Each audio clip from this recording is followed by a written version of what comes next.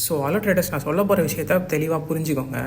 Suppose இப்போ ஒரு trader வந்துட்டு அவரோட கேபிட்டல் 4 lakh வச்சுருக்காருன்னா, அவர் ப்ராப்பரான ரிஸ்க் மேனேஜ்மெண்ட் ஃபாலோ பண்ணாங்கன்னா, அவர் ட்ரேட் எடுக்கும் போது அந்த 4 lakhையும் உள்ளே போட்டு ட்ரேட் பண்ண மாட்டார். அவர் எவ்வளோ ட்ரேட் பண்ணுவார்னு பார்த்தீங்கன்னா 25,000 போடுவார் ஒரு நாளைக்கு 50,000.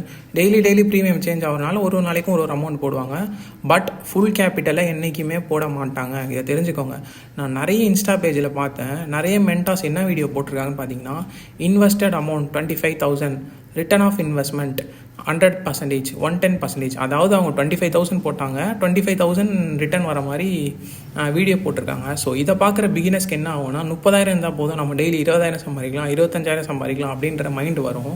ஸோ அவங்க என்ன பண்ணுறாங்கன்னா, அவங்க ஆசையை தூண்டி கோர்ஸில் ஜாயின் பண்ண வைக்கிறதுக்காக தப்பான வழியில் இன்ஃப்ளூயன்ஸ் பண்ணுறாங்க. ஸோ அதை பார்த்துலாம் நீங்கள் நம்பாதீங்க.